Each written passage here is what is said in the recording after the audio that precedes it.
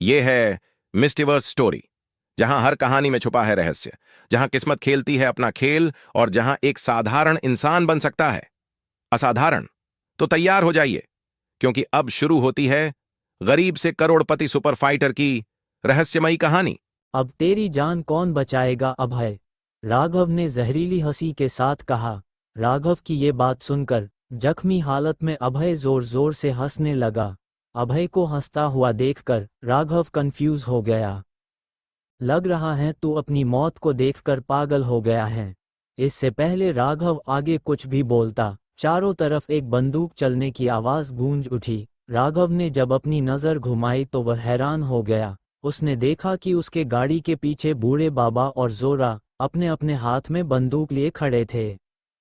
दरअसल अभय ने खुशी की खबर जोरा को आने से पहले ही बता दी थी।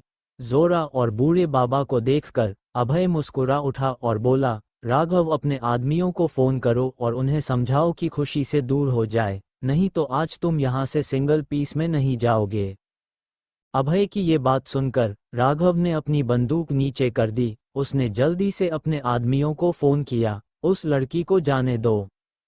अभय, जिसके बाहरी शरीर पर कोई खास घाव नहीं दिखाई दे रहा था, अचानक से उसकी आंखों के सामने अंधेरा छा गया और वह बेहोश हो गया।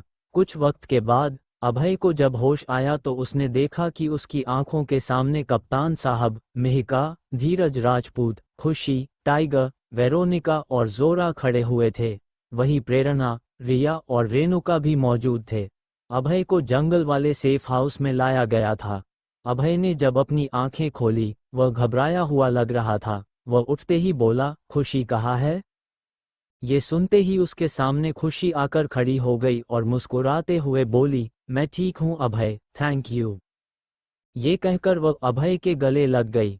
अभय उसके सिर पर प्यार से हाथ फेरते हुए बोला, तुम्हें अभी भी बहुत कुछ सीखने की जरूरत है खुशी। कप्तान साहब, इसकी अच्छे से क्लास लो।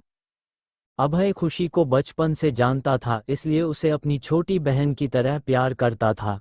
खुद को शीशे में देखकर चौंक गया और फिर पट्टी हटाने लगा। मम्मी पापा ये सब देखकर परेशान हो जाएंगे। अभय की ये बात सुनकर धीरज राजपूत बोला, अभय, तुम्हारे पापा को मैंने इन्फॉर्म कर दिया था कि तुम शहर के बाहर किसी काम से गए थे। वहां तुम्हारा एक्सीडेंट हो गया था। ये सुनकर तुम्हारे मम्मी पापा डर गए थे, लेकिन मैंने उन्हें समझा दिया कि कुछ खास चोट नहीं लगी। तभी अभय को कुछ याद आया और वह अचानक से जोरा की तरफ देखकर बोला, राघव कहाँ है? उसके साथ क्या किया तुमने? जोरा मुस्कुराते हुए बोली, उसने तुम्हारी बात मानकर खुशी को छोड़ दिया तो मैंने वार्निंग देकर उसे छोड़ दिया। वो वार्निंग से मानने वालों में से नहीं है। उसका तो जल्दी ही कुछ करना पड़ेगा, अभय ने गुस्से में कहा। तभी अचानक से रिया उठी और वह सीधा अभय के पास जाकर खड़ी हो गई और रोते हुए बोली, अभय, तुम्हारी तबीयत ठीक नहीं है, प्लीज ऐसे गुस्सा मत करो। इतना स्ट्रेस लेना अच्छी बात नहीं है। सभी नाइट फाइटर्स अभय को देखकर मन ही मन मुस्कुरा रहे थे। उसने रिया को इग्नोर किया, लेकिन रिया फिर से बोली, अभय प्लीज मुझसे नाराज मत रहो, मुझे एक मौका और दो। रिया अभय को तिरछी नजरों से देख रही थी और उसके कोई जवाब देने का इंतजार कर रही थी। लेकिन अभय को इरिटेट होता देखकर कप्तान साहब समझ गए थे कि वह रिया से बात नहीं करना चाहता। इसलिए वह जोर से चिल्लाते हुए सबको बोला, मुझे अभय से अकेले में बात करनी है, सब कुछ देर के लिए बाहर जाओ। कप्तान साहब की बात सुनकर सभी लोग धीरे धीरे कमरे से बाहर जाने लगे। कप्तान साहब मुस्कुराते हुए बोले, अभय, मैं जानता हूं कि नाइट फाइटर हो तो हर वक्त जान का खतरा बना रहेगा, लेकिन मुझे लगता है कि तुम्हें अपनी रफ्तार थोड़ी सी धीरे कर लेनी चाहिए। तुम बहुत सारे लोगों की नज़रों में आ चुके हो, अब कुछ ऐसा काम मत करना जिसमें तुम्हारे दुश्मन बढ़ जाए। बहुत सारे मिशंस तुम्हारे भरोसे हैं। अभय कप्तान साहब की तरफ देखकर मुस्कुरा दिया। कप्तान साहब बोले, आज इस सेफ हाउस में हमारा आखिरी दिन होगा। ये लोकेशन एक्सपोज हो चुकी है, हमें कहीं और मूव करना होगा। तुम्हारे घर जाते ही हम सब दिल्ली निकल जाएंगे। अब हम जो भी करेंगे दिल्ली से करेंगे, और हाँ, हमारे साथ रिया, प्रेरणा और रेणुका भी चलेंगे। अभय गहरी सांस लेते हुए बोला, आप लोगों के जाने का दुख है, लेकिन ये तीनों आफत यहाँ से चली जाएगी, ये सोचकर ही बहुत अच्छा लग रहा है। कप्तान साहब हंसते हुए बोले, इसी बात पर तुम्हारे लिए एक गिफ्ट है मेरे पास। कप्तान साहब जल्दी से कमरे के अंदर गए और अपने हाथ में एक बॉक्स लेकर आए। उस बॉक्स को कप्तान साहब ने अभय के बेड में रख दिया और हल्की सी मुस्कान के साथ बोले, इसमें तुम्हारी गन्स हैं, अब इन्हें संभाल कर रखना, आगे बहुत काम आने वाली है ये बंदूकें। कप्तान साहब की बात सुनते ही अभय ने जल्दी से बंदूक के बॉक्स को ओपन किया। उसके चेहरे पर एक जबरदस्त मुस्कान आ गई, वह अपनी बंदूकों को खुशी से चूमने लगा। तभी अभय के फ़ोन पर उसके पापा का फ़ोन आने लगा। अभय कप्तान साहब की तरफ देखकर मजाकिया अंदाज में बोला, मेरी कार का तो कचूम्बर बन चुका है, कोई इस गरीब को घर तक छोड़ सकता है? जोरा मुस्कुराते हुए बोली, तुम और गरीब, नौटंकी, चलो मैं छोड़ती हूँ तुम्हें घर। अभय बाहर निकलने लगा तो मेहिका झट से बोली, अभय, तुम्हें मैंने जो दवाइयाँ दी है उन्हें लेना मत भूलना, तुम बहुत लापरवाह हो। अभय मुस्कुराया और जोरा के साथ घर के लिए निकल गया। अभय जब घर पहुंचा तब उसने देखा कि उसके मम्मी पापा बहुत घबराए हुए थे। अभय जैसे ही उनके करीब पहुंचा, वह दोनों जल्दी से उठकर अभय को गले लगाकर रोने लगे। उनको इमोशनल होता हुआ देखकर अभय की आंखों में भी आंसू आ गए। अभय के पापा ने इमोशनल होते हुए कहा, मेरे बेटे, हमसे दूर मत जाया करो, तुम्हें एक बार पहले खो चुके हैं, दोबारा नहीं खोना चाहते। तभी अभय की माँ बोली, ये ऐसे हमारी बात नहीं मानेगा, मैं इसकी अब जल्दी से जल्दी शादी करवा दूंगी, बीवी की तो सुनेगा। यहाँ भी शादी का नाम सुनकर अभय का सिर चकराने लगा। मम्मी, आप मेरी शादी के बारे में मत सोचो, मेरी एक गर्लफ्रेंड है। अभय की ये बात सुनकर उसकी माँ कुछ पल के लिए चौंक गई, लेकिन उसके बाद उनके चेहरे पर एक बहुत बड़ी मुस्कान आ गई। अभय की माँ ने एक्साइटेड होकर कहा, तुमने कितनी खुशी की बात सुनाई है अभय, अब जल्दी से उससे मिलवा दो हमें। वो झट से बोला, मम्मी मैं तो मजाक कर रहा था, तो फिर मैं जिस लड़की से मिलवाऊं चुपचाप मिल ले, समझा? ये बोलकर अभय की मम्मी वहां से चली गई। अभय अब अपनी ही बात में फंस गया था, लेकिन वह कुछ सोचकर खुद से बोला, ठीक है मम्मी, कल आप मेरी गर्लफ्रेंड से ज़रूरी मिलोगी। कमरे में जाकर अभय ने अपने गुण वाले बॉक्स को छुपा कर रख दिया। तभी उसे उर्वशी की वीडियो कॉल आए। कुछ देर सोचने के बाद अभय ने वीडियो कॉल उठा ली। उसने जैसे ही कॉल उठाई, उसे एक झटका मिला। उसने देखा कि उर्वशी अपने कमरे में थी। उसने शॉर्ट ड्रेस पहनी थी और वह बेड पर लेटी हुई थी। मैं कैसी लग रही हूँ अभय? अगर मैं तुम्हें अच्छी लग रही हूँ तो तुम मेरे पास आ सकते हो, उर्वशी ने सेंशुअल आवाज में अभय से पूछा। अभय ने उर्वशी की बोली हुई बात को इग्नोर करते हुए चिढ़ते हुए कहा, इस बकवास के लिए फोन किया है तुमने मुझे? तुमने कहा था कि तुम मुझसे मिलोगे, पर तुम झूठे हो, लेकिन तुम्हें 100 गुनाह माफ। लेकिन कैसे आदमी हो यार तुम, इतनी सुंदर लड़की को देखकर तुम्हें कोई फर्क नहीं पड़ रहा। ठीक है, बोरिंग मन में तुमसे काम की बातें करती हूँ। बेताल मुंबई आ चुका है। बेताल, अभय ने तुरंत जवाब दिया। बेताल का नाम सुनते ही उसके दिमाग में हजारों चीजें घूमने लगी थी। बेताल, जिसे ज्यादातर लोग फैशन वॉकर के नाम से जानते थे, वह अंडरग्राउंड किलर रैंकिंग में चौथे स्थान पर था। वह एक हाई प्रोफाइल क्रिमिनल कहलाता था क्योंकि उसके साथ हमेशा 2 सुंदर लड़कियां रहती थी और बेताल को अच्छे कपड़े पहनना भी बहुत पसंद था। तभी उर्वशी बोली, 3 बातें हैं अभय, ध्यान से सुनना। पहली बात ये कि बेताल को मुंबई बुलाने वाला जैस्मीन का बाप रंजीत ठाकुर है। दूसरी बात ये कि बेताल को तुम्हें ख़त्म करने के लिए बुलाया गया है। और तीसरी बात यह है कि तुम्हें मारने के बाद बेताल का निशाना निधि है, क्योंकि वह एक अमीर विडो है और बेताल उसकी कंपनी को हासिल करना चाहता है। उर्वशी की बातें सुनकर अभय गहरी सोच में डूब गया था। अभय, एक बात और, मैंने राघव की कार का काम तमाम कर दिया है। उसकी हिम्मत कैसे हुई तुम्हें छूने की? मौका मिलते ही मैं उसे भी अच्छा सबक सिखाऊंगी। चलो रखती हूँ, बाय, लव यू। उर्वशी का ये बिहेवियर अभय के समझ से बाहर था। अभय ने मेहिका की दी दवाइयाँ खाई और फिर उसे खुद ब खुद नींद आ गई। अभय जब सोकर उठा तो उसने महसूस किया कि वह पहले से बहुत अच्छी हालत में था। उसे ना जाने मिहिका ने क्या दवाई दी थी, वह पहले जैसा महसूस करने लगा था। उसने अपनी सभी पट्टियां निकाल दी। उसको जहां जहां चोट लगी थी वहां के निशान मिहिका की दवाइयों की वजह से लगभग गायब हो चुके थे। वो जल्दी से तैयार हुआ और खुशी से मिलने के लिए चला गया। रेस्टोरेंट में खुशी को देखते ही वह बोला, तुमने क्या सोचा खुशी? तुम मेरी गर्लफ्रेंड बनने की एक्टिंग करोगी, वरना मम्मी मेरी शादी का बैंड बाजवा कर ही रहेगी।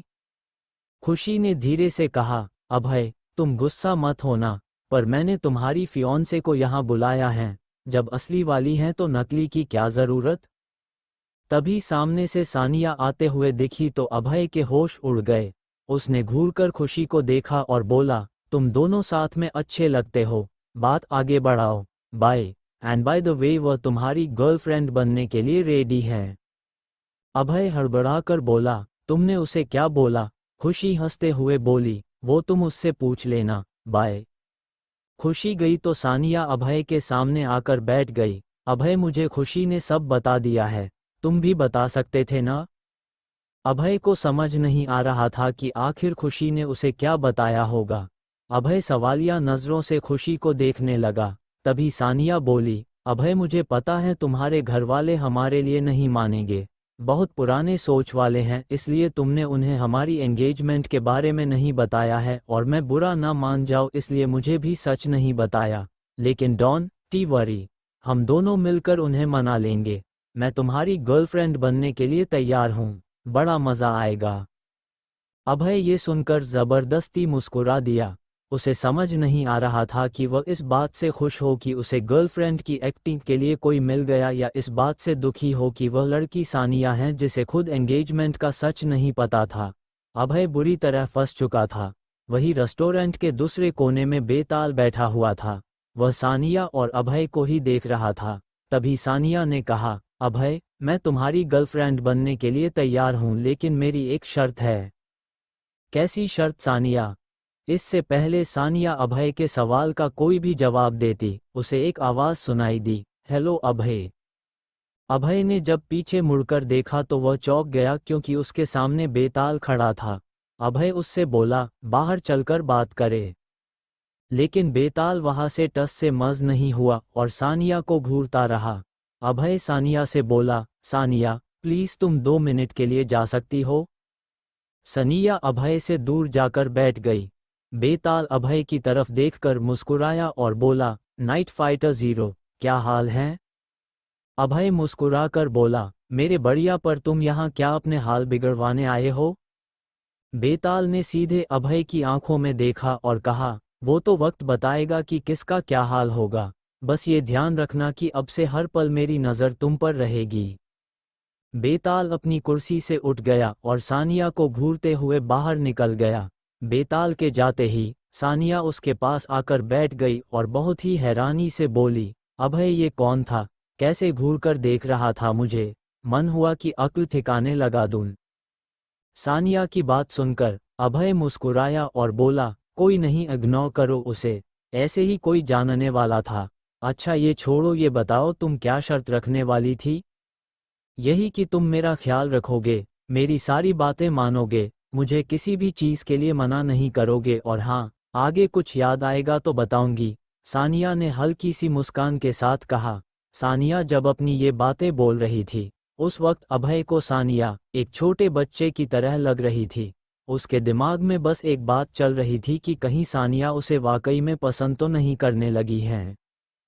तभी अभय को उसकी माँ का फ़ोन आ गया, बेटा आज एक लड़की से तुम्हारी मीटिंग है, जाकर मिल लेना उससे, क्या पता तुम्हें पसंद आ जाए।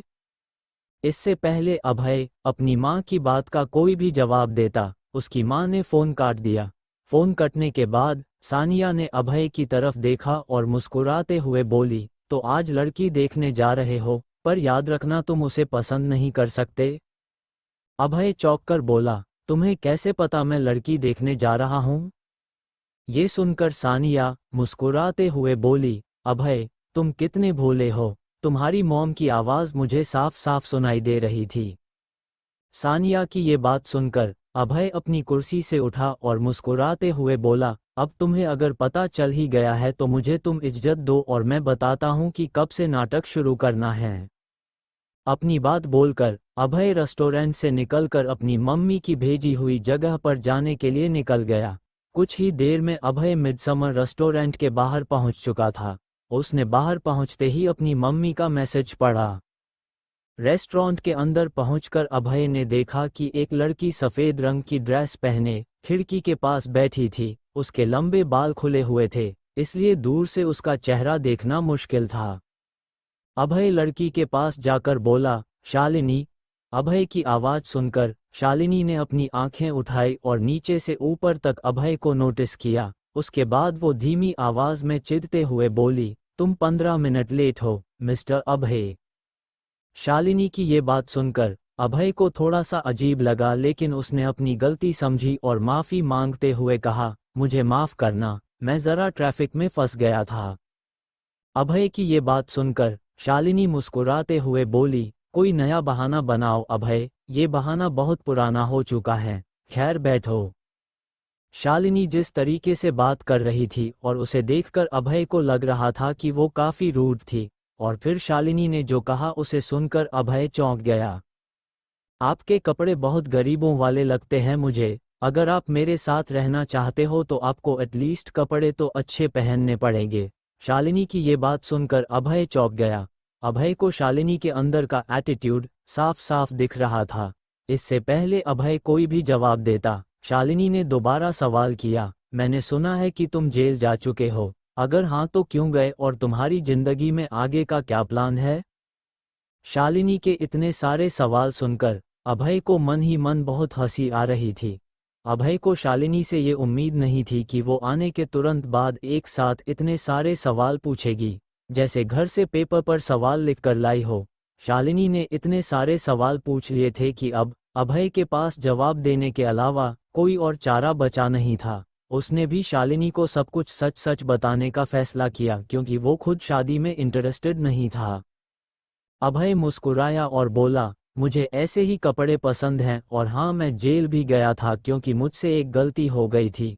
रही बात मेरे करियर की, तो सच ये है कि इस वक्त मैं कोई भी काम नहीं करता, कोई मूड भी नहीं है काम करने का। इसका मतलब तुम आवारा हो?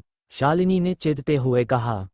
हाँ तुम कह सकती हो, अभय ने हल्की सी मुस्कान के साथ जवाब दिया। अभय का ये जवाब सुनने के बाद शालिनी को बहुत ज्यादा गुस्सा आ गया था। उसकी नज़रों में अभय के लिए नफरत साफ साफ झलकने लगी थी। वो गुस्से में बोली, तुम्हारे जैसा नाकारा आदमी शादी करने की सोच भी कैसे सकता है? इस बात से अभय को यकीन हो गया था कि शालिनी उसे पसंद नहीं करने वाली। अभय मन ही मन मुस्कुराया और बिना कोई जवाब दिए सिर्फ शालिनी को देख रहा था। मुझे तुम जैसे आदमी के साथ एक टेबल पर बैठने में शर्म आ रही है, शालिनी ने दांत पीसते हुए कहा, और फिर अपना बैग लेकर खड़ी हुई और रेस्टोरेंट के बाहर चली गई।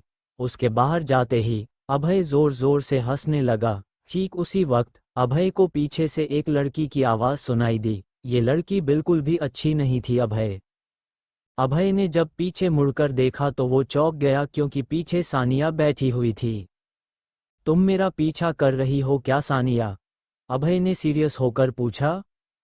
अभय का ये सवाल सुनकर सानिया मुस्कुराते हुए बोली, नहीं नहीं, मैं तो बस देखना चाहती थी कि तुम्हारी मॉम ने तुम्हारे लिए कैसी लड़की ढूंढ रही है। मुझे वैसी एक्टिंग जो करनी है, वैसे वो लड़की खतरनाक थी। मैं तो चाहकर भी उसके जैसी नहीं बन सकती, बन गई तो तुम्हारी खैर नहीं। यहाँ दोनों शालिनी के बारे में बातें करके उसका मजाक बना रहे थे, और वहाँ शालिनी का चेहरा गुस्से से लाल था। वो गुस्से में खुद से बोली, मेरा कितना ज्यादा टाइम वेस्ट किया है इस अभय ने, इसको तो मैं अभी बताती हूँ। ये बोलते ही उसने अपना मोबाइल फोन निकाला और अभय के पापा का नंबर डायल कर दिया। शालिनी गुस्से में चिल्लाती हुई बोली, अंकल आपको क्या लगता है मैं सबके साथ डेट पर चली जाती हूँ? आपने मेरा इतना टाइम वेस्ट क्यों कराया? अभय नहीं कोई काम करता है और न ही उसके पास बात करने की तमीज है। ये सारी बातें सुनकर अभय के पापा कुछ पल के लिए घबरा गए, और फिर वो घबराती हुई आवाज में बोले, क्या हुआ शालिनी? अभय ने तुम्हारे साथ कुछ गलत किया? उसने तुमसे झूठ बोला है बेटा, वो जॉब करता है स्काई व्यू कंपनी में। आप झूठ बोल रहे हो अंकल, मैं भी उसी कंपनी में हूं लेकिन मैंने उसे कभी वहां देखा नहीं, शालिनी गुस्से में बोली। शालिनी की बात सुनकर अभय के पापा ने बड़े प्यार से कहा, शालिनी मैं भी वही काम करता हूं, पर क्या तुमने मुझे देखा कभी वहां? एक्चुअली मैंने और अभय ने रिसेंटली ज्वाइन किया है। ये बात सुनकर शालिनी शांत हो गई और फिर कुछ सोचकर बोली, ठीक है अंकल, अगर यही बात है तो मुझे अभय के साथ एक और बार मिलना है। वहां अभय के पापा सोचकर परेशान थे कि आखिर अभय ने झूठ क्यों बोला। अभय जो इन सब बातों से अनजान था, वो जब अपने घर के नीचे पहुंचा तो उसने देखा कि उसके घर के सामने दो बहुत सुंदर दिखने वाली लड़कियां खड़ी थीं। एक ने काली ड्रेस और दूसरे ने सफ़ेद ड्रेस पहन रखी थी। दोनों लड़कियां शक्ल से जुड़वां दिखाई दे रही थी। ठीक उसी वक्त अभय के पीछे एक कार आकर खड़ी हो गई। अभय ने पीछे मुड़कर देखा तो कार के अंदर बेताल बैठा हुआ था। बेताल को वहां देखकर अभय हैरान रह गया।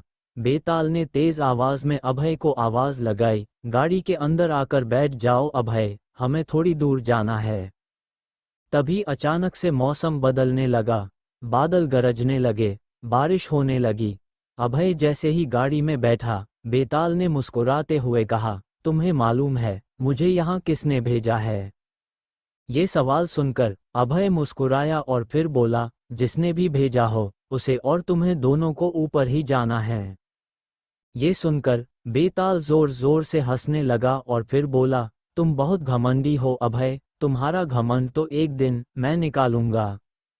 एक दिन क्यों बेताल, आज क्यों नहीं? अभय ने मुस्कुराते हुए कहा। अभय की बात सुनते ही बेताल ने गाड़ी रोक दी और गुस्से में दो बंदूकें निकाली। बेताल ने दोनों बंदूकों में से एक गोली छोड़कर सारी गोलियां निकाल दी और फिर एक बंदूक अभय को पकड़ा दी। अभय एक गेम खेलते हैं, बारी बारी एक दूसरे के माथे पर तान कर गोली चलाएंगे, जिसकी गोली पहले चल गई वो जीत जाएगा।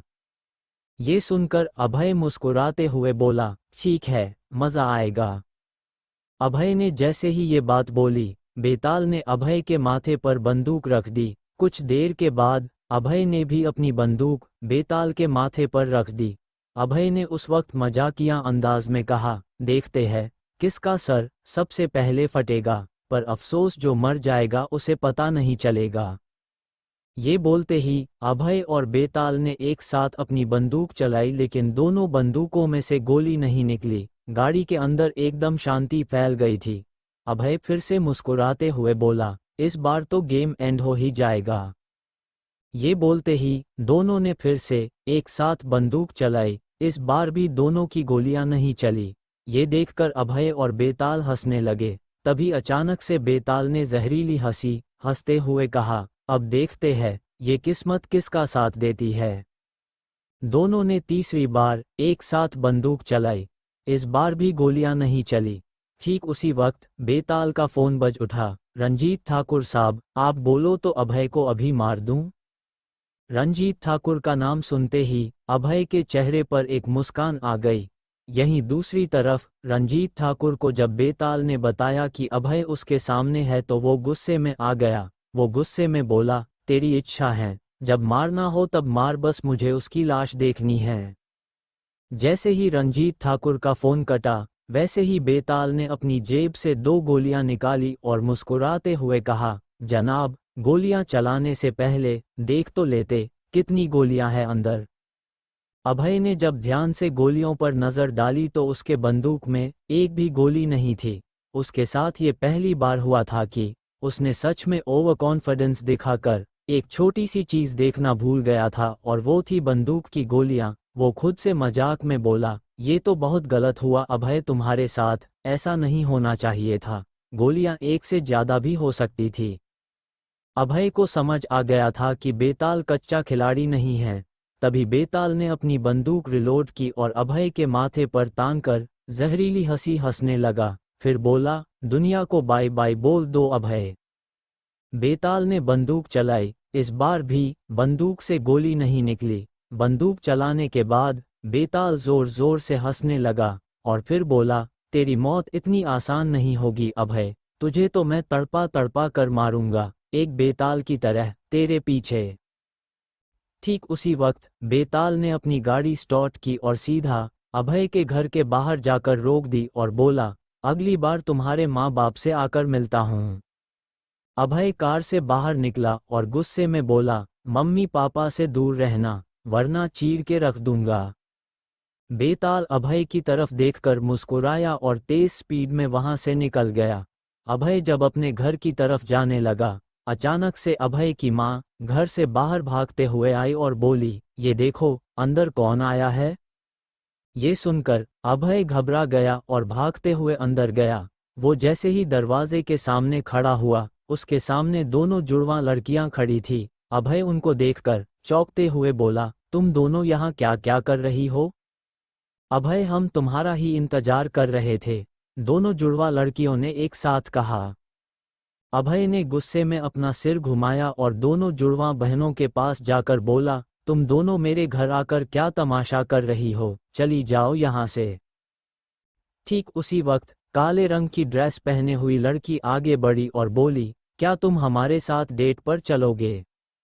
ये सुनकर अभय के साथ साथ उसके मम्मी पापा भी हैरान हो गए थे। उन्हें कुछ समझ ही नहीं आ रहा था। जैसे ही अभय जवाब देने जा रहा था, वैसे ही सफ़ेद रंग की ड्रेस पहने हुई लड़की अभय के पास आई और उसके कान में फुसफुसाते हुए बोली, अगर हमें तुमने ना किया तो याद रखना, हम दोनों बहनें तुम्हारे मम्मी और पापा को बता देंगे कि तुम नाइट फाइटर एजेंसी में काम करते हो। ये सुनकर अभय शांत खड़ा हो गया। वो चाह कर भी कुछ नहीं कर सकता था। अपनी बात बोलते ही दोनों बहनें अभय के घर से बाहर चली गई थी। अभय को भी मजबूरी में उन दोनों के पीछे पीछे जाना पड़ा। अभय के मम्मी पापा ये सब देख रहे थे, लेकिन उन्होंने उस वक्त अभय से कोई सवाल नहीं किया। अभय जैसे ही घर के नीचे पहुंचा, उसके सामने एक टैक्सी आकर खड़ी हो गई, जिसमें वो दोनों बहनें बैठी थी। उन्होंने अभय की तरफ देखते हुए कहा, अंदर आकर बैठ जाओ। अभय बिना कुछ बोले अंदर बैठ गया और टैक्सी चलने लगी। कुछ देर बाद अचानक से वो टैक्सी रुक गई और उन दोनों बहनों ने अपनी अपनी बंदूकें निकालकर अभय के सर पर रखते हुए कहा, होशियार मत बनना, अब जल्दी बाहर निकलो, यहाँ तुम्हारा कोई इंतजार कर रहा है। वो सब टैक्सी से बाहर निकले तो वहाँ एक सफ़ेद ड्रेस पहने हुई लड़की ने बोला, अभय, वो सामने तुम्हें काले रंग की गाड़ी दिखाई दे रही है, वहाँ तक चलते रहो। ये सुनकर अभय उस तरफ चलने लगा। कुछ देर के बाद अभय जैसे ही गाड़ी के पास पहुंचा, वो चौंक गया क्योंकि गाड़ी के अंदर बेताल बैठा हुआ था। बेताल ने जैसे ही अभय को देखा, वो मुस्कुराते हुए गाड़ी से बाहर निकला और बोला, क्या बात है, तुम तो दोबारा मिलने के लिए आ गए। बेताल ने गाड़ी से अपनी बंदूक निकाली और अभय की तरफ देखते हुए कहा, अभय, ध्यान से देखना, इस बंदूक में गोलियां भरी है और इसका निशाना अब तुम्हारा सर होगा। ये बोलते ही बेताल ने अपनी बंदूक का निशाना अभय के सर की तरफ कर दिया। अभय, मैं तुझे आखिरी मौका देता हूँ, रंजीत ठाकुर की बेटी से माफ़ी मांग लो या फिर मर जाओ। अभय मुस्कुराते हुए बोला, बेताल, मैं माफ़ी नहीं मांगूंगा, ना ही मैं तुझसे डरता हूँ और न ही रंजीत ठाकुर से। ये सुनकर हंसते हंसते बेताल ने अपनी बंदूक नीचे रख दी और फिर अभय को गुस्से में देखते हुए कहा, जैसी तुम्हारी मर्जी अभय। फिर दोनों जुड़वां बहनों ने गाड़ी से हॉर्न बजाया, जिससे 100 से ज्यादा लोग उस सुनसान सड़क पर आकर खड़े हो गए। वो सारे आदमी बेताल के लिए काम करते थे। अभय उन्हें देखकर मुस्कुराया और बोला, मानना पड़ेगा बेताल, तुम मुझसे जब भी मिले पूरी तैयारी के साथ मिले। बेताल ने कहा, 15 करोड़ लिए है तुमको मारने के लिए, लालच कभी कभी इंसान से अच्छी तैयारी करवा देता है। देखो, सिंपल सी बात है, मुझे 15 करोड़ चाहिए और रंजीत ठाकुर से तुम्हारी माफ़ी, लगता है तुम्हें हराकर ही माफ़ी मंगवाई जा सकती है। ये बोलते हुए बेताल ने अभय को जोरदार मुक्का मार दिया, जिससे अभय जमीन पर जाकर गिर गया। ठीक उसी वक्त बेताल ने अपने आदमियों की तरफ देखा और गुस्से में कहा, जब तक मैं अभय को खत्म नहीं कर देता तब तक कोई भी गोली नहीं चलाएगा। फिर उसने अभय को एक और मुक्का मार दिया, जिससे वो फिर से गिर गया। बेताल ने तीसरा वार अपनी लातों से किया। सीधा अभय के मुंह पर, जिससे अभय का खून निकलने लगा था। वो अब दर्द से करहाने लगा था। अभय की हालत देखकर उधर खड़े आदमी जोर जोर से हंसने लगे। बेताल बहुत ज्यादा गुस्से में था। वो चौथे वार के लिए तैयार था।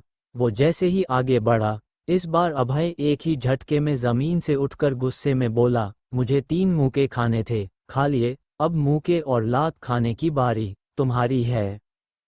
फिर अभय बेताल की तरफ भागा और दोनों जैसे ही एक दूसरे के करीब पहुंचे, एक दूसरे पर मूके और लात से वार करना शुरू कर दिया।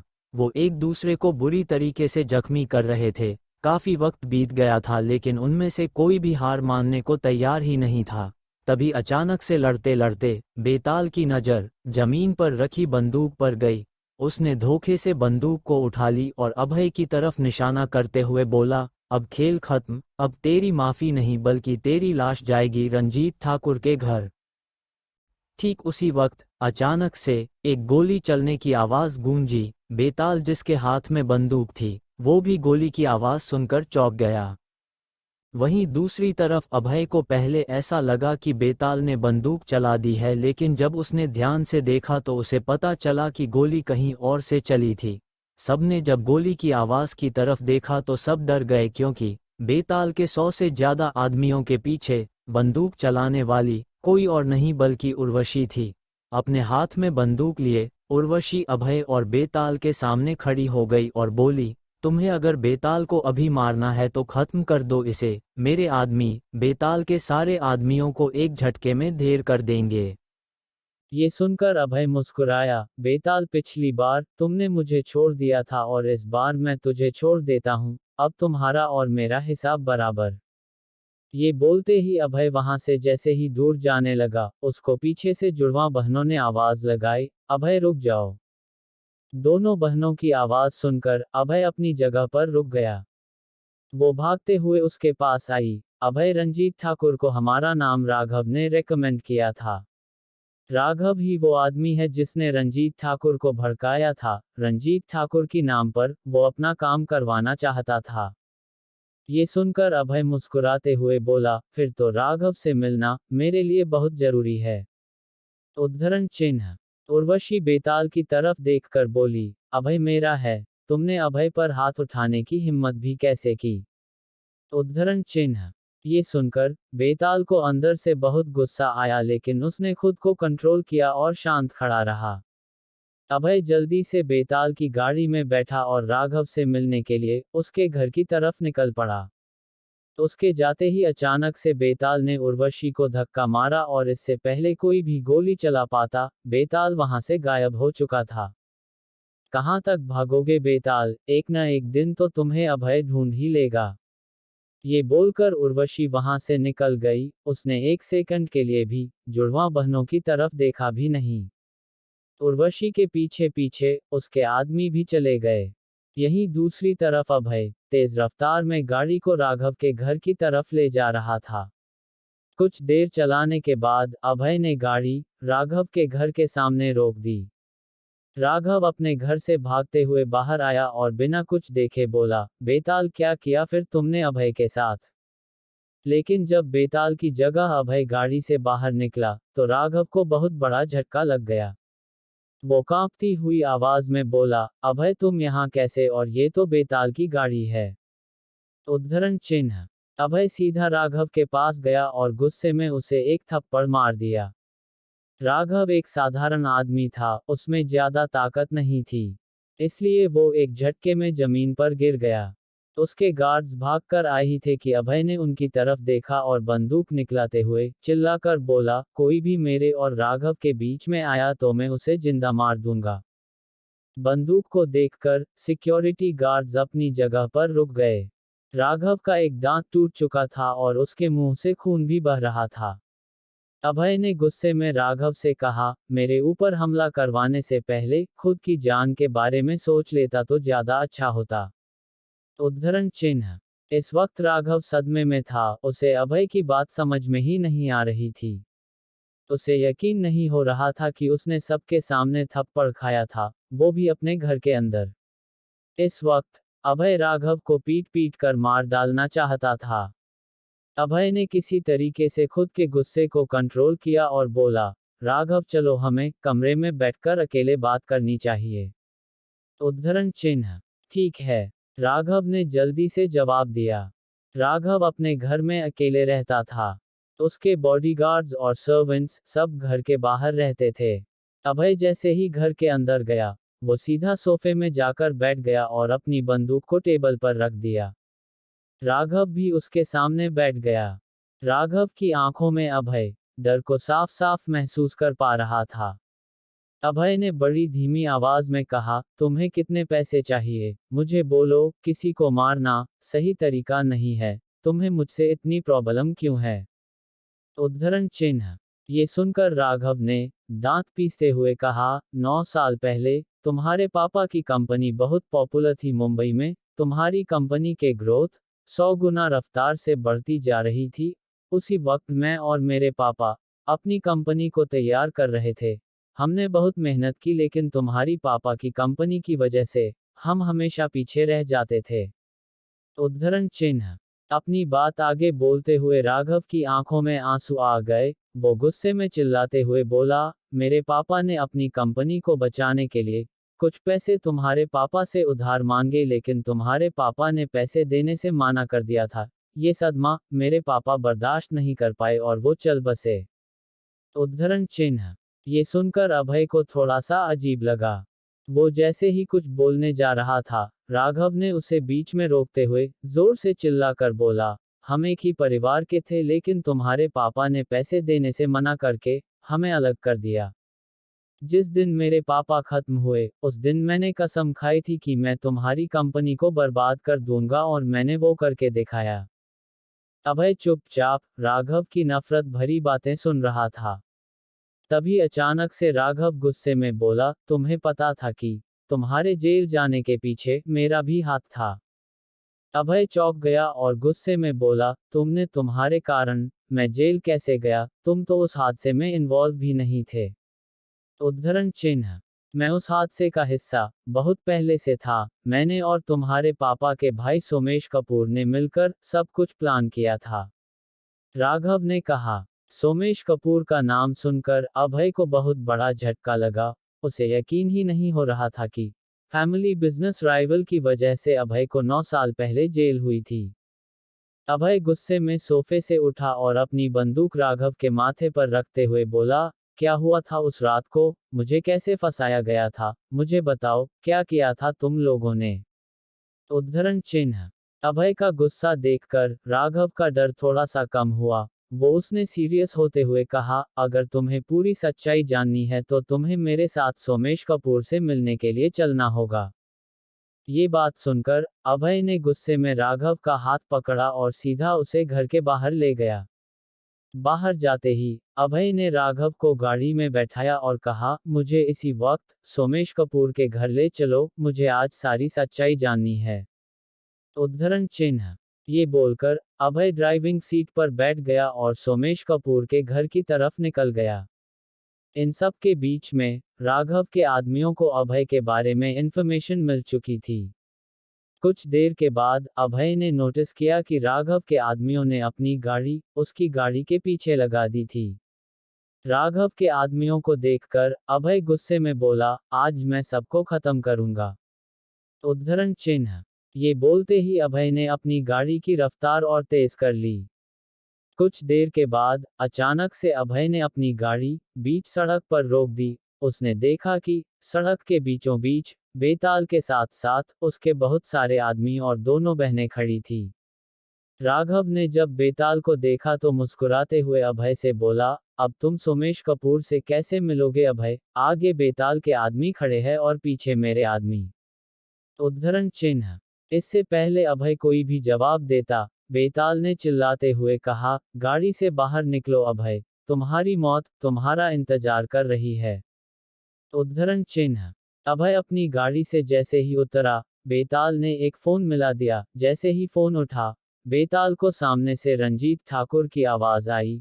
रंजीत ठाकुर ने जल्दी से कहा, इतनी रात गए, फोन क्यों किया है? क्या अभय मर गया है?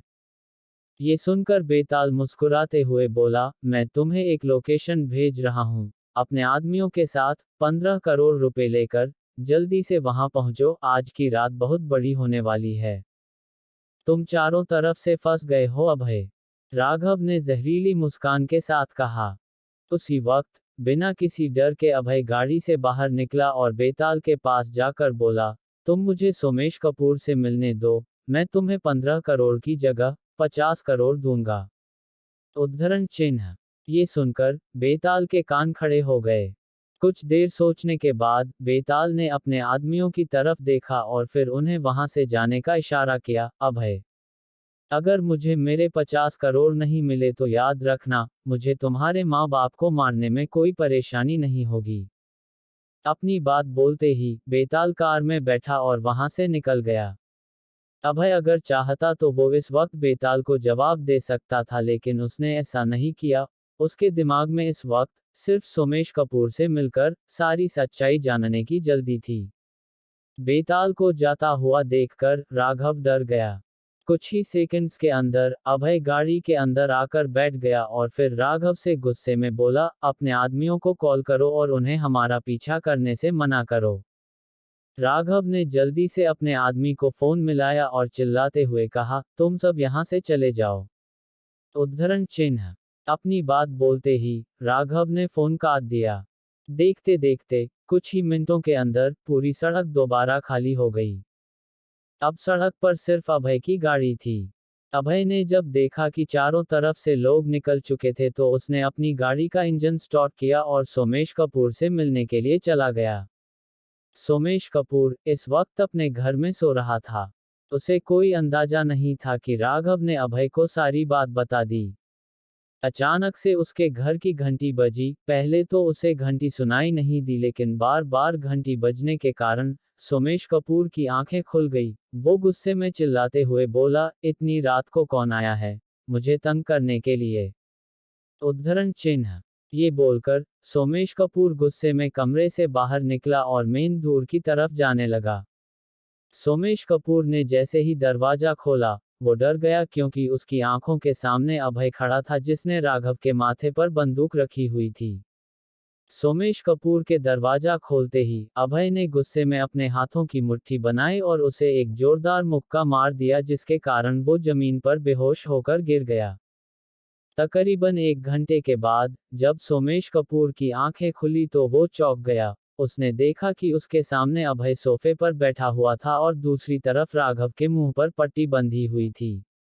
अभय जल्दी से अपने सोफे से उठा और उनके पास खड़ा होकर बोला, बहुत हो गया टाइम पास, अब सच बताने का वक्त आ चुका है। उद्धरण चिन्ह। सोमेश ने पूछा, कैसा सच और तुम क्या बात बोल रहे हो, मुझे कुछ समझ नहीं आ रहा, और ये राघव यहाँ क्या कर रहा है। उद्धरण चिन्ह। अभय ने उसे एक जोरदार थप्पड़ मारा और बोला, मेरे साथ नाटक मत करो, मुझे बताओ तुम लोगों ने क्या किया था 9 साल पहले। मुझे सब जानना है, वरना तुम्हारा क्या अंजाम होगा ये तुम भी अंदाजा लगा सकते हो। अभय का ये सवाल सुनकर सोमेश कपूर ने सबसे पहले राघव की तरफ देखा और फिर डरते हुए अभय को बोला, अभय मुझे माफ कर दो, मुझे और राघव को सिर्फ बिजनेस से मतलब था, उसके लिए हमने तुम्हारा इस्तेमाल किया। उद्धरण चिन्ह। सोमेश कपूर की ये बात सुनकर अभय ने अपनी बंदूक सोमेश कपूर के माथे पर तान दी और गुस्से में कहा, तुझसे मैं आखिरी बार पूछ रहा हूँ, क्या किया था 9 साल पहले, अगर तूने अब मुझे सच नहीं बताया तो मैं तेरी जान ले लूंगा। उद्धरण चिन्ह। ठीक है, मैं बताता हूँ सच। सोमेश कपूर ने डरकर कांपती हुई आवाज में कहा। अपनी बात आगे कंटिन्यू करते हुए सोमेश कपूर ने घबराती हुई आवाज में सच बताना शुरू कर दिया। अभय, जिस वक्त राघव के पापा की डेथ हुई, उस वक्त मैं भी लॉस में था। राघव के पापा की डेथ के बाद जब मैं राघव से मिलने के लिए गया था तो मुझे वहां दीपक और अविनाश भी मिले थे। उद्धरण चिन्ह। दीपक और अविनाश, ये क्या पहले से ही राघव को जानते थे? अभय ने चौंकते हुए पूछा।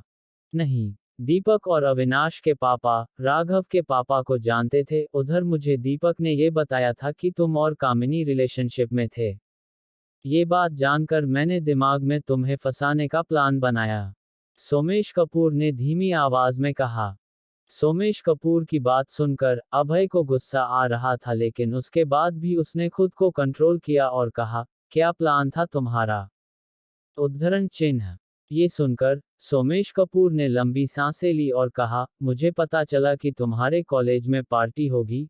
मैंने इसका फायदा उठाया। मैंने दीपक और अविनाश को बोला था कि पार्टी वाले दिन वो तुम्हारी ड्रिंक में नशे वाली दवाई मिला देंगे। अविनाश और दीपक ने वही किया।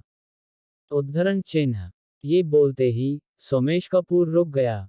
जैसे ही वो रुका, अभय गुस्से में चिल्लाते हुए बोला, आगे बोलो, चुप क्यों हो गए? आगे बोलो, क्या हुआ था उस रात को? अभय को गुस्से में देखकर सोमेश कपूर डर गया। वो हाथ जोड़ते हुए बोला, हमें माफ कर दो अभय, हमसे गलती हो गई थी उस रात। उद्धरण चिन्ह। ये सुनकर अभय को गुस्सा आ गया और वो गुस्से में सोमेश कपूर को थप्पड़ मारते हुए बोला, तुम मुझे आगे क्या हुआ वो बताओ। उद्धरण चिन्ह। अभय के गुस्से को देखकर सोमेश कपूर समझ गया था कि अब अभय से बचना मुश्किल होगा। उसको सच बताने के अलावा सोमेश कपूर के पास कोई और ऑप्शन नहीं बचा था। सोमेश कपूर ने कहा, पार्टी होने से कुछ वक्त पहले मैंने राघव की मदद से एक ऐसे आदमी को बुलाया था जो बिल्कुल तुम्हारी तरह दिखता था। तुम बेहोश हो गए थे। तुम्हें दीपक और अविनाश ने चुपके से होटल के एक कमरे में लिटा दिया था और वो वहां से भाग गए थे। इसके बाद मैंने एक आदमी को मारा था। उसकी डेड बॉडी मैंने तुम्हारे कॉलेज के हॉल में पार्टी होने से पहले छुपा दी थी। ये सारी बातें सुनकर अभय को अंदर ही अंदर बहुत ज्यादा तकलीफ हो रही थी। उसे यकीन ही नहीं हो रहा था कि उसके परिवार वालों के साथ साथ इतने सारे लोगों को उसके पापा के बढ़ते बिजनेस से तकलीफ थी। अभय ने कुछ नहीं बोला। वो सिर्फ सोमेश कपूर की बातें सुन रहा था। सोमेश कपूर अपनी बात आगे बताते हुए बोला, जब पार्टी खत्म हुई उस वक्त दीपक ने जोर से चिल्लाकर सबको लाश के बारे में बताया। पुलिस ने जब सीसीटीवी कैमरा चेक किया तो उन्हें मेरा भेजा हुआ आदमी दिखा, जो बिल्कुल तुम्हारी तरह दिखता था। पुलिस को ये लगा कि तुमने मर्डर किया है और उसके बाद तुम्हें जेल हो गई। और हाँ, कामिनी की बहन तनिष्का ने जिस आदमी को देखा था हॉल के अंदर, वो मेरा आदमी था, लेकिन उसके बाद भी उसने अपने दादा की वजह से किसी को भी ये सच्चाई नहीं बताई। उद्धरण चिन्ह। इतनी सारी सच्चाई जानने के बाद अभय की आंखों से आंसू निकलने लगे थे और साथ साथ में उसे गुस्सा भी आ रहा था। वो अपने आंसुओं को रोकते हुए चिल्लाते हुए बोला, तुम सब की वजह से मेरी जिंदगी बर्बाद हो गई। मेरे पापा की कंपनी बंद हो गई। तुम सब मेरे परिवार का हिस्सा थे। तुम सब ऐसा कैसे कर सकते हो? उद्धरण चिन्ह। अभय की बात सुनकर सोमेश कपूर डर गया। वो अभय से हाथ जोड़ते हुए जैसे ही कुछ बोलने जा रहा था, अभय ने उसे बीच में रोक दिया और गुस्से में कहा, तुम लोगों की वजह से मैंने अपनी इज्जत खोई थी। अब तुम लोग ही मेरी खोई हुई इज्जत को वापस लाओगे। ये सुनकर सोमेश कपूर चौंकते हुए बोला, मैं कुछ समझा नहीं अभय, तुम कहना क्या चाहते हो? उद्धरण चिन्ह। कुछ दिनों के बाद एक पार्टी होगी जहां शहर के सबसे अमीर आदमी आएंगे। हमारा पूरा परिवार भी होगा। तुम लोग वहां मौजूद होगे और तुम लोग वो सारी बातें बताओगे जो तुम लोगों ने प्लान किया था मेरे खिलाफ। अभय ने चिल्लाते हुए गुस्से में कहा। अभय की ये बात सुनकर राघव और सोमेश कपूर दोनों ही डर गए। राघव डर के मारे अपनी कुर्सी से ही उठने लगा और बोलने की कोशिश करने लगा। यहीं दूसरी तरफ सोमेश कपूर ने डरते हुए कहा, ऐसा मत करो हमारे साथ अभय। उद्धरण चिन्ह। सोमेश कपूर की ये बात सुनते ही अभय ने गुस्से में सोमेश कपूर के माथे पर बंदूक रख दी और बोला, पार्टी में आना जरूर, वरना तुम्हारी ऐसी मौत लिखूंगा जो इंसान पढ़ भी नहीं पाएगा। उद्धरण चिन्ह। अपनी बात बोलते ही अभय गुस्से में घर से बाहर चला गया। सोमेश कपूर और राघव अभय को देख रहे थे, लेकिन वो कुछ नहीं कर पाए। अभय जैसे ही घर से बाहर निकला, उसे अचानक से जोरा का फोन आ गया। अभय ने जैसे ही जोरा का फोन उठाया, जोरा ने सीरियस होते हुए कहा, अभय, इस वक्त तुम कहाँ हो? उद्धरण चिन्ह। जोरा का ये सवाल सुनकर अभय ने सीरियस होकर कहा, मैं घर जा रहा था। बताओ, कोई काम है क्या? अभय का ये सवाल सुनकर जोरा ने सोचते हुए जवाब दिया, हाँ, तुमसे तुम्हारी एक्स वाइफ मिलना चाहती है। उद्धरण चिन्ह। जोरा की बात सुनकर अभय को गुस्सा आ गया। वो गुस्से में बोला, जोरा, तुम रिया को समझा दो कि मैं उससे नहीं मिलूंगा, मेरे और रिया के बीच में रिश्ते खत्म हो गए हैं। उद्धरण चिन्ह।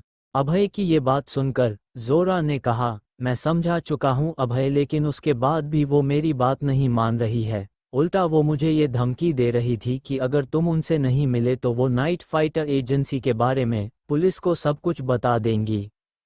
जोरा की ये बात सुनकर अभय शांत हो गया। उसने खुद के गुस्से को कंट्रोल किया और चिढ़ते हुए बोला, अगर यही बात है तो रिया को फोन करके बोल दो कि मैं उससे मिलने जरूर आऊंगा। अपनी बात बोलते ही अभय ने फोन काट दिया और फिर सुनसान रोड में अकेले चलने लगा। कुछ देर के बाद उसे एक टैक्सी मिली। वो जल्दी से टैक्सी में बैठा और अपने घर के लिए निकल पड़ा। अभय जब घर पहुंचा तो उसने देखा कि उसके मम्मी पापा अभी भी जागे हुए थे और वो उसी का इंतजार कर रहे थे। उन्होंने जैसे ही अभय को देखा वो सोफे से उठ गए।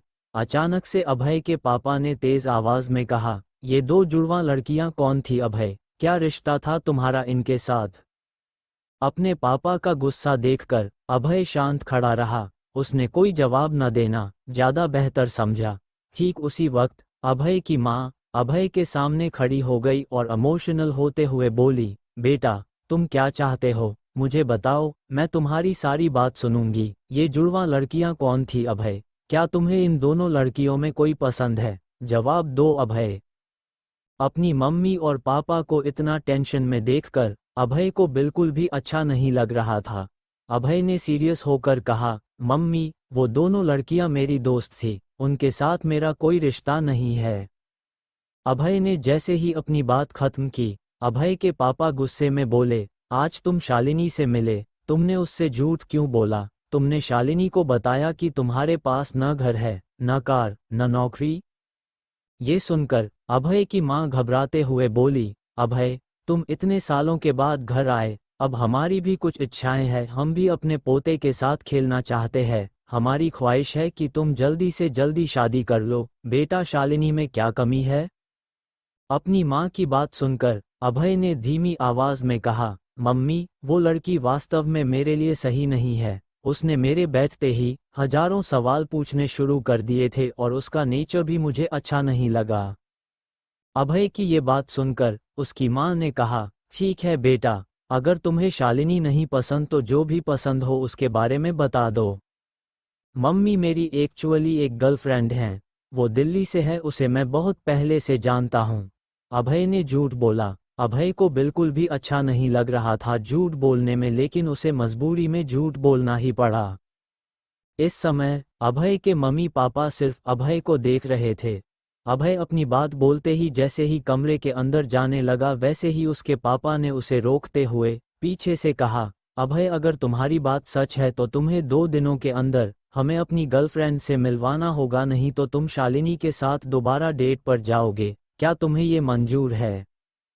अपने पापा की बात सुनकर अभय चौंक गया। वो हाँ बिल्कुल भी नहीं बोलना चाहता था, लेकिन उसे अपने पापा की बात माननी ही पड़ी। वो कमरे के अंदर जाने से पहले बोला, ठीक है मम्मी पापा, मैं 2 दिनों के अंदर आप दोनों से अपनी गर्लफ्रेंड को मिलवाऊंगा, और अगर मैं नहीं मिलवा पाया तो मैं शालिनी से शादी कर लूंगा। अपनी ये बात बोलते ही अभय दुखी मन से अपने कमरे में चला गया। उसके मम्मी पापा भी अपने कमरे में जाकर सो गए।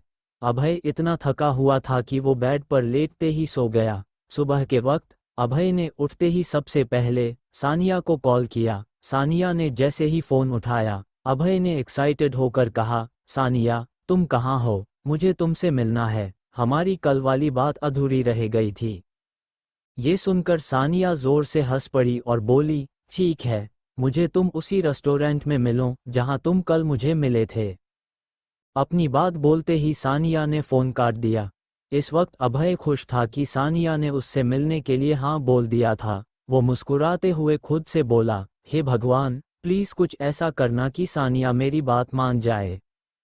ये बोलकर अभय जैसे ही वॉशरूम के अंदर जाने लगा, उसे मिहिका का कॉल आ गया। अभय ने जब फोन उठाया, मिहिका ने तुरंत कहा, अभय कैसे हो तुम? मुझे तुमसे एक जरूरी बात करनी है, क्या तुम अभी फ्री हो?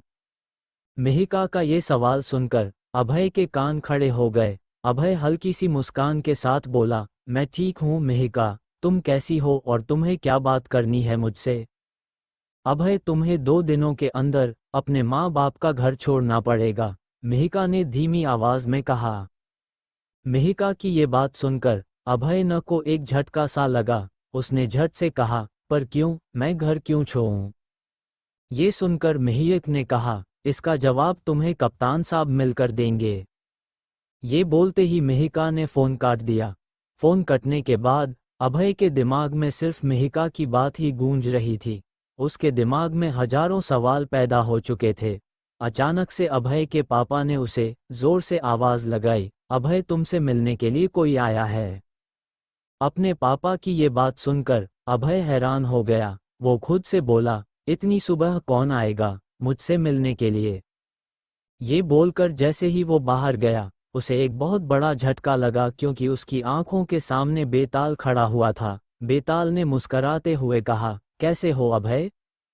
बेताल को अपने घर पर देखकर अभय डर गया था। उसे यकीन ही नहीं हो रहा था कि कल रात के इतने बड़े हादसे के बाद भी बेताल उसके जहर पहुंच जाएगा।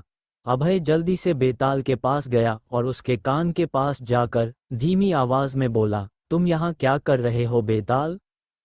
अभय की ये बात सुनकर बेताल मुस्कुराया और बोला, मुझे तुमसे कुछ जरूरी बात करनी है, क्या मैं अकेले में तुमसे बात कर सकता हूँ? बेताल की ये बात सुनकर अभय को अंदर से बहुत गुस्सा आया, लेकिन उसने खुद को कंट्रोल किया और बिना कुछ बोले कमरे के अंदर चला गया।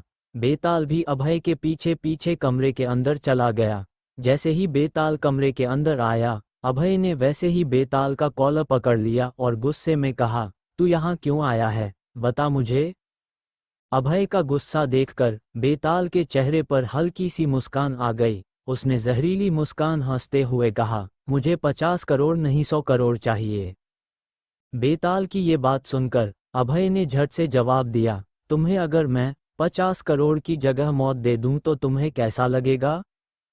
अभय की ये बात सुनकर बेताल ने जल्दी से अपना फोन निकाला और हंसते हुए बोला, शायद एक वीडियो देख लो, क्या पता तुम्हारा प्लान बदल जाए।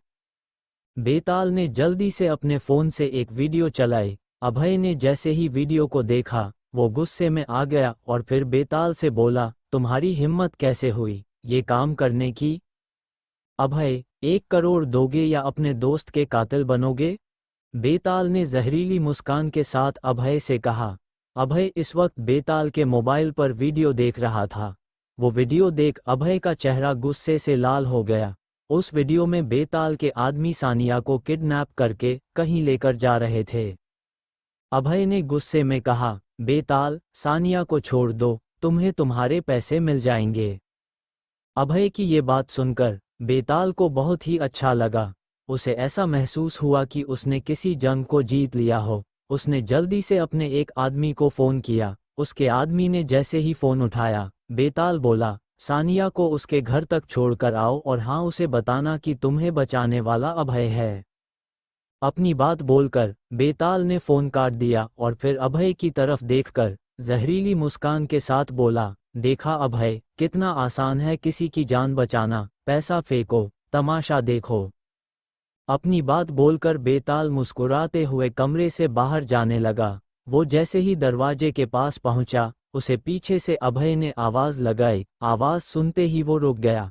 जैसे ही वो रुका, अभय जल्दी से बेताल के सामने आकर खड़ा हो गया और उसकी आंखों में आंखें डालकर गुस्से में बोला, आज तुमने पैसे के लिए मेरे दोस्त को किडनैप किया है, कल तुम पैसे के लिए मेरे परिवार को भी निशाना बना सकते हो। इससे पहले तुम ये सब करो, आई एम वार्निंग यू, दोबारा मेरे दोस्तों और परिवार पर नजर डाली तो तुम्हारी सजा मौत होगी। अभय अपनी बात बोलकर कमरे में पड़ी कुर्सी में जाकर बैठ गया। बेताल को अभय की आंखों में गुस्सा साफ साफ दिख रहा था। उसने कोई भी जवाब देना ज्यादा बेहतर समझा और बिना कुछ बोले एक जहरीली मुस्कान के साथ कमरे से बाहर चला गया। उसके बाहर जाते ही अभय ने सानिया को फोन मिलाया। सानिया ने जैसे ही फोन उठाया, उसने घबराते हुए कहा, अभय, तुम मुझे अभी आकर मिलो। ये बोलते ही सानिया ने फोन काट दिया। अभय जल्दी जल्दी तैयार हुआ और सानिया से मिलने के लिए चला गया।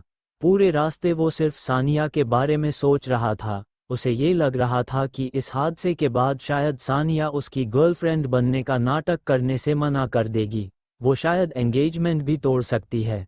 अभय को समझ नहीं आ रहा था कि वो इस बात की खुशी मनाए या गम। कुछ देर के बाद अभय सानिया के घर पहुंच गया।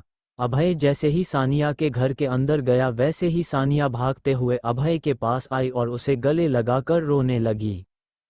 अभय को जो कभी महसूस नहीं हुआ था वो आज हो रहा था। सानिया की छुअन उसे बेचैन कर रही थी। उसके दिल की धड़कन बढ़ रही थी। उसके हाथ सानिया को प्यार से सहलाने के लिए आगे बढ़ ही रहे थे, लेकिन तभी उसे कुछ याद आया और उसने अपने हाथ पीछे खींच लिए। उसे सानिया को रोता हुआ देखकर बिल्कुल भी अच्छा नहीं लग रहा था। अभय ने धीमी आवाज में कहा, खुद को संभालो सानिया, तुम्हारे पापा को अगर पता चलेगा कि तुम रो रही हो तो उन्हें अच्छा नहीं लगेगा। ये सुनकर सानिया और जोर जोर से रोने लगी। वो रोते हुए बोली, आज मुझे पहली बार ऐसा महसूस हुआ कि शायद मैं अपनी जिंदगी गंवा दूंगी। अभय कौन थे वो लोग, उन्होंने मुझे किडनैप क्यों किया था? सानिया का ये सवाल सुनकर अभय शांत खड़ा था। उसके दिमाग में सानिया के सवाल का जवाब आ ही नहीं रहा था। अचानक से उनसे झूठ बोलते हुए कहा, मुझे नहीं मालूम कि उन्होंने तुम्हें किडनैप क्यों किया था, पर हाँ, मुझे ये जरूर मालूम है कि अब वो तुम्हें हाथ भी नहीं लगाएंगे। और जहाँ तक रहा उन आदमियों का, मुझे लगता है वो मेरे पुराने दुश्मन थे जिन्होंने तुमको मेरे साथ देख लिया होगा। अभय की ये बात सुनकर सानिया कुछ वक्त के लिए शांत खड़ी रही और फिर कुछ देर के बाद उसने खुद के इमोशंस को थोड़ा सा कंट्रोल किया। देखते देखते सानिया एकदम नॉर्मल हो गई थी। तभी अचानक से सानिया ने अभय की तरफ देखा और कहा, अभय मैं तुम्हारी गर्लफ्रेंड बनने का नाटक करने के लिए तैयार हूँ। तुम कब मिलवाओगे मुझे अपने मम्मी पापा से?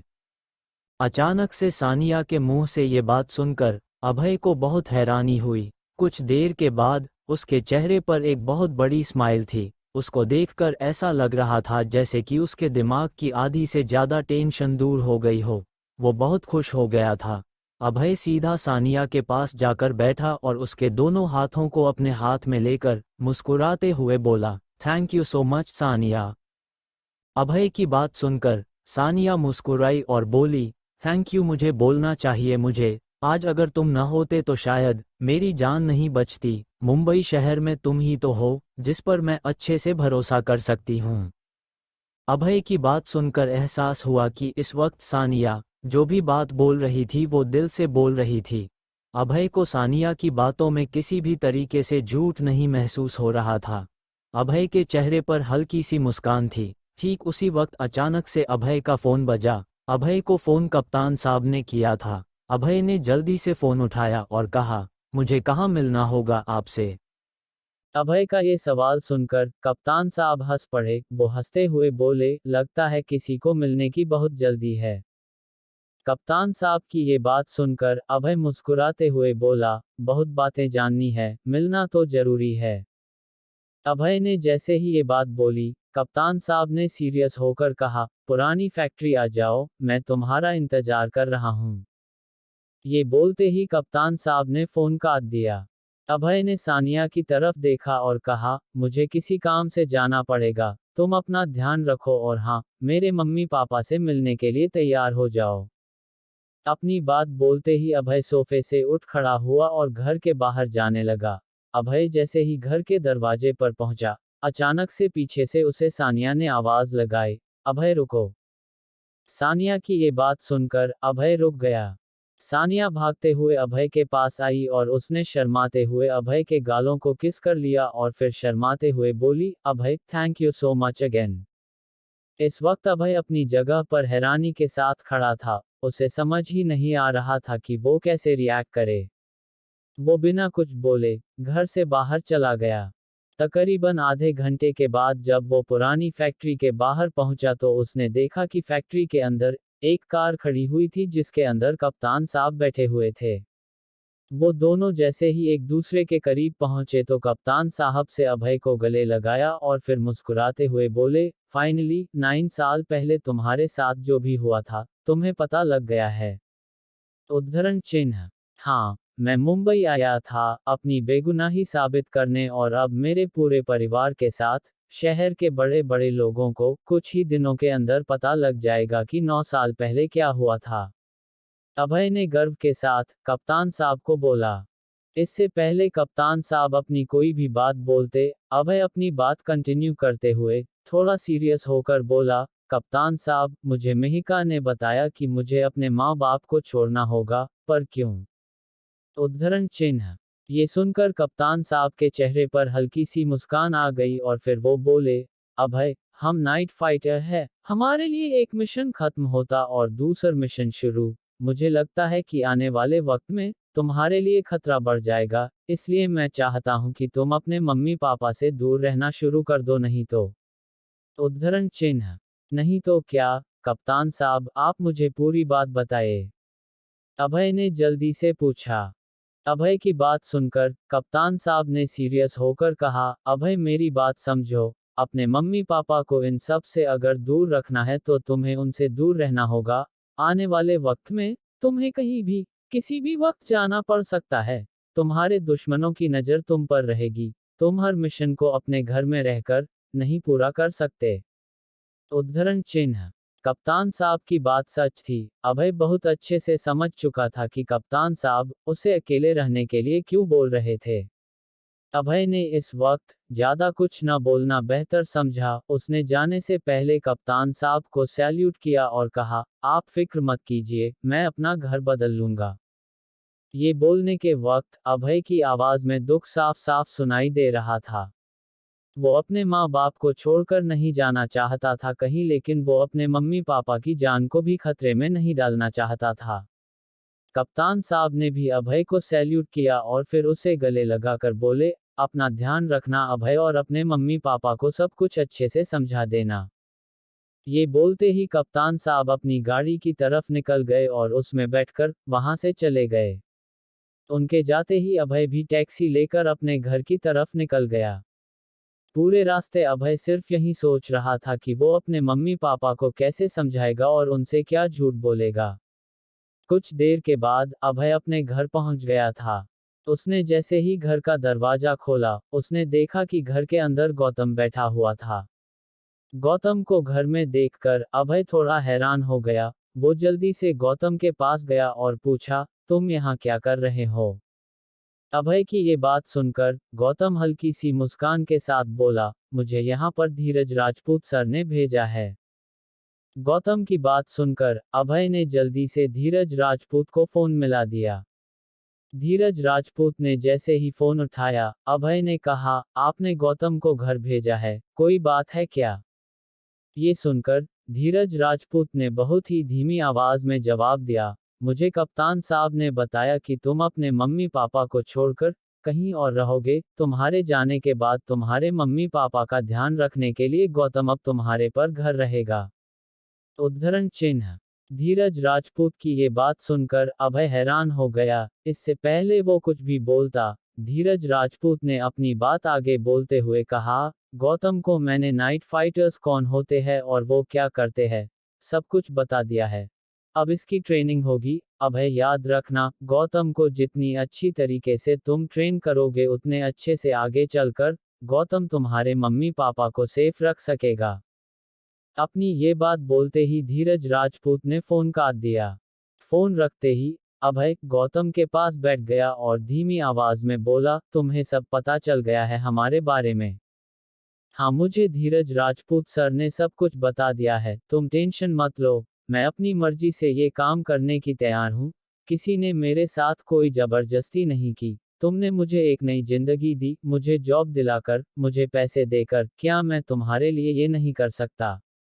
गौतम ने मुस्कुराते हुए कहा। गौतम की बात सुनकर अभय को बहुत अच्छा लगा। अभय ने मुस्कुराते हुए कहा, चलो गौतम, तुम्हें एक जगह लेकर जाना है। ये बोलकर अभय घर से बाहर निकल गया। उसके पीछे पीछे गौतम भी चलने लगा। दोनों जल्दी से टैक्सी में बैठे। अभय ने टैक्सी वाले को कहा, भैया हमें स्काई व्यू कंपनी लेकर चलो। ये सुनकर टैक्सी वाले ने जल्दी से इंजन स्टार्ट किया और चलने लगा। आधे घंटे के बाद अभय और गौतम स्काई व्यू कंपनी के बाहर पहुंच गए थे। वो दोनों जल्दी से बाहर निकले और कंपनी के अंदर जाने लगे। कंपनी के अंदर जाते ही अभय सीधा धीरज राजपूत के ऑफिस में गया, उसके साथ गौतम भी था। ऑफिस के अंदर वेरोनिका, जोरा और धीरज राजपूत पहले से ही मौजूद थे। जोरा ने जब गौतम को देखा और उसके शरीर को देखा तो वो हंसते हुए धीरज राजपूत से बोली, क्या धीरज सर, आपने इतने कमजोर इंसान को अभय के घर में रुकवाने का कैसे फैसला कर लिया? ये तो अपनी जान नहीं बचा सकता, ये अभय की फैमिली की कैसे जान बचाएगा? उद्धरण चिन्ह। जोरा की ये बात सुनकर गौतम को बिल्कुल भी अच्छा नहीं लगा। उसने झट से जवाब दिया, मैं कर लूंगा, मैं पूरी मेहनत करूंगा, मैं सब सीखूंगा। उद्धरण चिन्ह। ठीक उसी वक्त धीरज राजपूत ने कहा, जोरा, हमें एक ऐसा आदमी चाहिए जिसके ऊपर कोई शक न कर सके। गौतम बिल्कुल सही आदमी है। जैसे ही धीरज राजपूत ने अपनी बात खत्म की वैसे ही वेरोनिका ने गौतम से पूछा, तुम्हें अपने घर वालों से झूठ बोलना होगा, उन्हें बताना होगा कि तुम अपनी कंपनी के काम से कहीं बाहर जाओगे, क्या तुम्हें ये मंजूर है? उद्धरण चिन्ह। हाँ, मुझे कोई प्रॉब्लम नहीं है, मैं अपने घर में सबको समझा दूंगा, गौतम ने मुस्कुराते हुए कहा। उसी समय धीरज राजपूत ने पैसों से भरा एक बैग निकाला और गौतम की तरफ इशारा करते हुए बोले, इसके अंदर 5 करोड़ रुपए है और तुम्हारी मम्मी पापा का लंदन में रहने के अप्रूव पेपर्स है। उद्धरण चिन्ह। ये सुनकर उधर मौजूद सभी लोग सिर्फ बैग की तरफ देख रहे थे। धीरज राजपूत ने फिर वेरोनिका और जोरा की तरफ देखा और कहा, तुम दोनों को गौतम को बहुत अच्छे तरीके से ट्रेन करना होगा। उद्धरण चिन्ह। हो जाएगा सर, वेरोनिका ने मुस्कुराते हुए कहा। ये अब देखकर अभय ने गौतम को गले लगा लिया और इमोशनल होते हुए बोला, thank you so much Gautam, तुम मेरे लिए जो करने जा रहे हो वो मैं कभी नहीं भूलूंगा। ये सुनकर गौतम के चेहरे पर एक स्माइल आ गई। उसे अंदर ही अंदर बहुत गर्व महसूस हो रहा था कि वो पहली बार किसी के काम आया था, वरना सब उसे बेवकूफ और निकम्मा ही समझते थे। इन सब के बाद अभय जैसे ही ऑफिस के बाहर जाने लगा, उसे पीछे से जोरा ने रोकते हुए कहा, अभय, मुझे तुमसे कुछ बात करनी है, मैं तुम्हारे साथ बाहर चलती हूँ। उद्धरण चिन्ह। जोरा की ये बात सुनकर अभय दरवाजे के सामने रुक गया।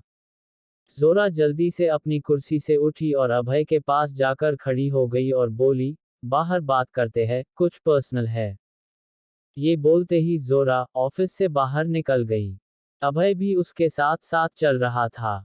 चलते चलते जोरा ने अपनी जेब से एक फ्लाइट की टिकट निकाली और उसको अभय के हाथ में देते हुए सीरियस होकर बोली, तुम दिल्ली जाओ, अपनी एक्स वाइफ और उसके परिवार को सब कुछ समझाओ और वापस आ जाओ, वरना वो तुम्हें और मुझे कॉल कर करके तंग करते रहेंगे।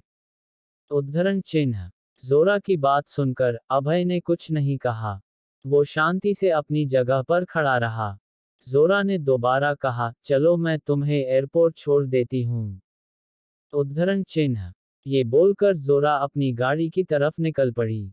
अभय भी उसके पीछे पीछे चलने लगा। दोनों जल्दी से गाड़ी के पास पहुंचे और फिर एयरपोर्ट जाने के लिए निकल गए। बीच रास्ते में अचानक से अभय को उसके पापा का कॉल आ गया। उसने जैसे ही फोन उठाया, उसके पापा ने जल्दी से कहा, अभय, तुमने हमसे ये बात क्यों छुपाई?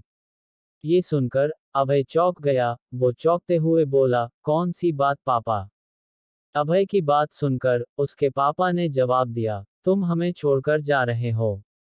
ये सुनकर अभय चौंक गया। वो हैरानी के साथ बोला, आपको ये बात किसने बताई? उद्धरण चिन्ह। अगर आप लोग इस कहानी का अगला भाग सुनना चाहते हैं तो जल्दी से मेरे चैनल को सब्सक्राइब करें और मुझे बताएं कि आपको यह कहानी कैसी लगी।